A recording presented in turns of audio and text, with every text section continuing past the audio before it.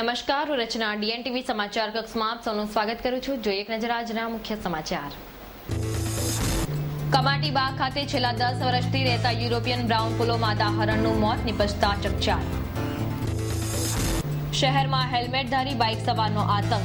વાહન વ્યવહાર અને માનવ મહેરામણથી 24 કલાક ધમધમતા અલકાપુરી વિસ્તારમાં ₹1,50,000 ભરેલી બેગની ચીલઝડપ કરીને બાઇક સવાર થયા ફરાર. તો સયાજીગંજની ICICI બેંક પાસેથી ₹10 લાખ ભરેલી બેગ આંચકીને હેલ્મેટધારી બાઇક સવાર પણ થયો પલાયન. આ વર્ષે ચોમાસામાં વરસાદ સારો થાય અને પાણીની સમસ્યાનું નિરાકરણ થાય તે અર્થે સેવા સદન દ્વારા આજવા સરોવર ખાતે જળપૂજા તેમજ સત્યનારાયણની કથાનું આયોજન. હવે જોઈએ સમાચાર વિગતવાર. આજે વહેલી સવારે કમાટીબાગ ખાતે યુરોપિયન બ્રાઉન પોલો જાતિના માદા હરણનું અગમ્ય કારણોસર મોત થતાં ચકચાર મચવા પામી હતી. 10 વર્ષ પહેલા કમાટીબાગ ખાતે ખાસ યુરોપથી યુરોપિયન બ્રાઉન પોલો જાતિના નર અને માદા હરણની જોડી લાવવામાં આવી હતી. આજે વહેલી સવારે નર્મદા હરણની જોડીમાંથી માદા હરણનું રહસ્યમય સંજોગોમાં મોત નિપજતા ચકચાર મચી ગઈ હતી. કમાટીબાગના સત્તાધીશોએ સામાન્ય રીતે 12 થી 15 વર્ષનું આયુષ્ય ભોગવતા યુરોપિયન બ્રાઉન પોલો હરણનું મૃત્યુ ઉંમરના કારણે થયું હોવાનું જણાવ્યું હતું. હાલ આ હરણની ઉંમર 16 થી 17 વર્ષની હોવાનું જાણવા મળ્યું છે. અમારી પાસે યુરોપિયન ફેલો ડિયર કરીને 2 હરણ છે જે 16 થી 17 વર્ષની ઉંમરના છે અને ઉંમરના કારણે તેનું આજે રાત્રે અવસાન થયેલ છે. પણ આપ બધા ભેગા થઈને આવ્યા છો એટલે તમને કોઈ મિસગાઈડ કરેલા હોય એવું લાગે છે અને કૂતરા કરડીને કંઈ પણ એવું આપણે જોયું છે કે ક્યાંય કૂતરા કરડેલા કે કોઈ છે નહીં. ઉંમરના કારણે દેખાઈ આવે છે, એની શરીરની બોડી ઉપરથી જ ખ્યાલ આવશે કે આ ઉંમરના કારણે જ મરણ પામેલું છે. હવે આગળ શું છે? આ જે છે એને તો રૂટીનલી જે અમે દરેક જાનવરોમાં કરીએ છીએ એ રીતે પોસ્ટમોર્ટમ કરીશું અને પછી એની જે CZ નક્કી કરેલ છે વિધિ મુજબની કાર્યવાહી કરવામાં આવશે. આ પ્રકારના હરણની સામાન્ય આયુષ્ય કેટલી હોય છે? ખાસ કરીને 12 થી 13 વર્ષનું આયુષ્ય હોય છે, 13 વર્ષની આસપાસનું, પણ એના ઉપર આ 15 વર્ષ 16 વર્ષનું આયુષ્ય છે. ડભોઈ તાલુકા અને ડભોઈ શહેરમાં મેઘરાજાએ એન્ટ્રી મારતા જ ખેડૂતો સારી ખેતીની આશાએ ખુશખુશાલ થઈ ઝૂમી ઉઠ્યા હતા. સમગ્ર ડભોઈ પંથકમાં મેઘરાજાના આગમનથી આ વર્ષે ખૂબ સારી ખેતી અને સારો પાક ઉતરવાની આશાએ ખેડૂતોમાં આનંદની લાગણી વ્યાપી જવા પામી હતી. ખેડૂતો નજીકના દિવસોમાંથી વાવણી કરવાની હોય ખેતીના કામમાં લાગી ગયા હતા. આ વર્ષે વરસાદ સારો પડે અને આજવા સરોવરમાં પાણીની સપાટીનું લેવલ વધે તે માટે આજવા સરોવર ખાતે સત્યનારાયણ ભગવાનની કથાનું આયોજન કરવામાં આવ્યું હતું.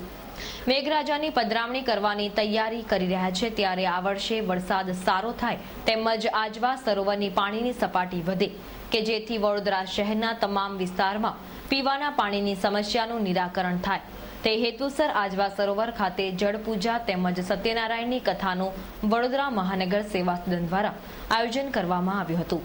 આ પ્રસંગે mayor doctor Jyotiben Pandya, deputy mayor Harjivan Parbadiya, municipal commissioner Ashwini Kumar, પાણી પુરવઠા સમિતિના અધ્યક્ષ રાજેશ આયરે, વિરોધ પક્ષના નેતા ચિન્નમ ગાંધી, અશોક પવાર સહિતના સેવા સદનના ઉચ્ચ અધિકારીઓ ખાસ ઉપસ્થિત રહ્યા હતા.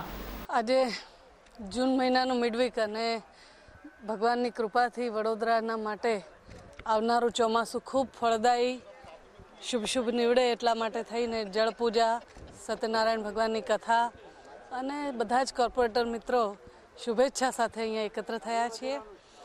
આપણું વડોદરા શ્રેષ્ઠ થાય, બધી ક્ષતિઓ બધી તકલીફો દૂર થાય અને જે રીતે વિકાસના પંથે આપણે બધા આગળ વધી રહ્યા છીએ એ રીતે પ્રભુની કૃપાથી આપણે બધા વિકાસના સહભાગી થઈએ અને વડોદરાને શ્રેષ્ઠ બનાવવા માટે આજે ભગવાન પાસે આપણે આશીર્વાદ લઈએ.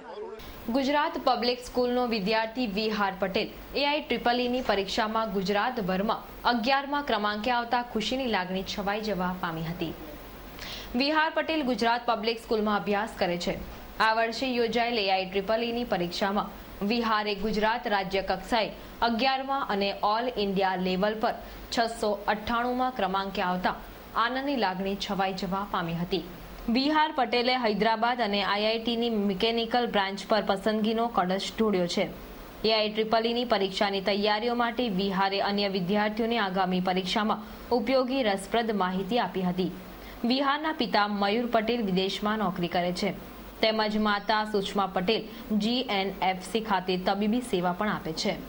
શહેરની સયાજીગંજની સૂરજ પ્લાઝા ખાતેની આઈસીઆઈસી બેંક પાસેથી ₹10 લાખ ભરેલી બેગની ચીલઝડપ કરીને 2 હેલ્મેટધારી બાઇક સવાર ફરાર થઈ જતા ચકચાર મચવા પામી હતી.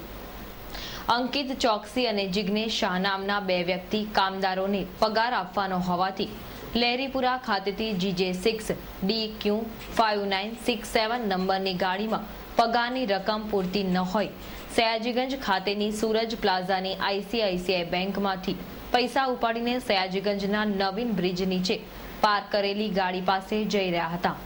ત્યારે બ્લેક કલરની પલ્સર બાઇક પર 2 હેલ્મેટધારી ઈસમો ધસી આવ્યા હતા અને ₹10 લાખ ભરેલી બેગ હાથમાંથી ઝૂંટવીને ફરાર થઈ ગયા હતા. બનાવની જાણ પોલીસને થતા સયાજીગંજ પોલીસ મથકનો કાફલો ઘટના સ્થળે ધસી આવ્યો હતો અને અજાણ્યા બાઇક સવારોનું પગેરું ઝડપી પાડવાની તજવીજ હાથ ધરી છે.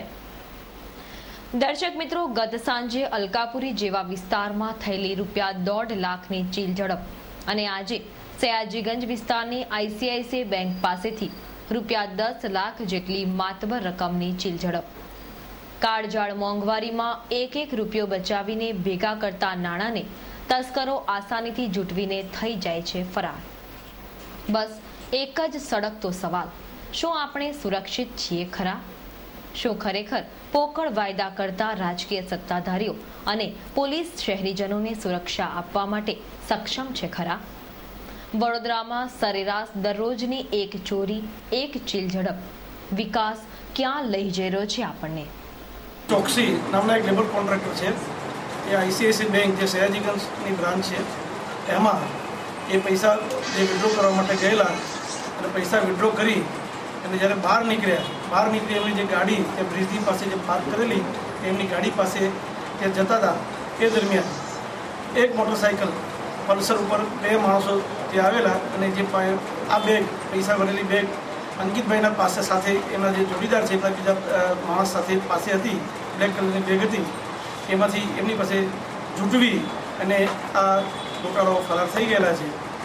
આ જે હકીકત છે આ બાબતની એની પૂછપરછ કરી અને એમની વિગતવારની ફરિયાદ નોંધવાની કાર્યવાહી ચાલુમાં છે.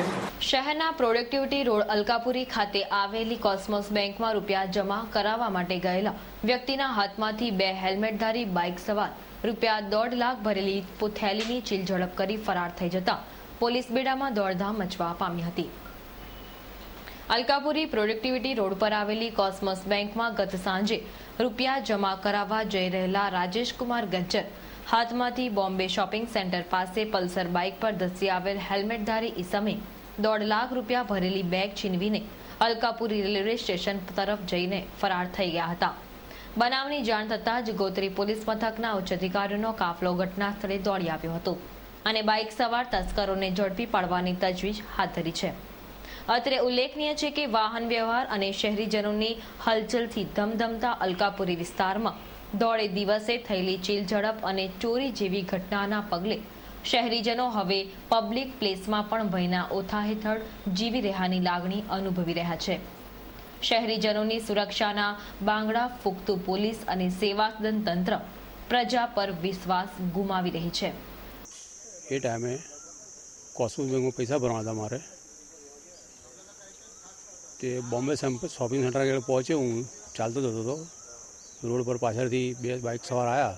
પલ્સર બાઇક હતી. આગળવાળાએ હેલ્મેટ પહેરેલું હતું, પાછળવાળાએ કશું પહેરેલું હતું અને કાળા સરખા હતા. મને ધક્કો મારીને બેગ મારી ખૂંચી લીધી. બેગમાં ₹1.5 લાખ હતા અંદર. એ પગાર પેટે ઉપાડવાના હતા. ડભોઈથી સંખેડા જતા કાલી તળાવડી પાસે ડભોઈ અને સંખેડાની હદ દર્શાવતા બોર્ડને તસ્કરોએ ચોરી કરતા ચકચાર મચવા પામી હતી. ડભોઈથી સંખેડા જતા રોડ ઉપર કાલી તળાવડી પાસે ડભોઈ તેમજ સંખેડાની હદ દર્શાવતા બોર્ડ લગાવવામાં આવ્યા હતા. આ બોર્ડ રાત્રિના સમયે પોલીસ પેટ્રોલિંગના ધજાગરા ઉડાડી તસ્કરો ઉઠાવી ગયા હતા. પોલીસ પેટ્રોલિંગ કરી રાત્રિ દરમિયાન સુરક્ષાના વાવટા ફરકાવતી હોય છે, પરંતુ આવા અનેક કિસ્સાઓ વારંવાર સર્જાતા શહેરીજનોની સુરક્ષાનું શું એવો પ્રશ્ન સર્વત્ર ચર્ચાઈ રહ્યો છે. વારસિયા સંજયનગર ઝુંપડપટ્ટીમાં આવેલી મુન્ના કરિયાણાની બંધ દુકાનના તાળા તોડીને હજારોની માલમત્તાની ચોરી કરી તસ્કરો પલાયન થઈ ગયા હતા. શહેરના વાગોડિયા રોડ ગાંધી કુટીરના રહેવાસી મુન્ના પ્રસાદ ભોળા પ્રસાદ શાહ વારસિયા સંજયનગર ઝુંપડપટ્ટી પાસે હનુમાન ફળિયા ખાતે મુન્ના કરિયાણા સ્ટોર નામની દુકાન ધરાવે છે. ગત રાત્રે તસ્કરો હથોડીથી દુકાનના 2 તાળા તોડીને ગલ્લામાં મૂકેલા 9,000 રોકડા, 2 ATM કાર્ડ, 1 પાન કાર્ડ, 2 ચૂંટણી કાર્ડ, લાયસન્સ અને 2 પાકીટ સહિત હજારોની માલમત્તાની ચોરી કરી ફરાર થઈ જતા સિટી પોલીસ મથકે ફરિયાદ નોંધાવવા પામી છે.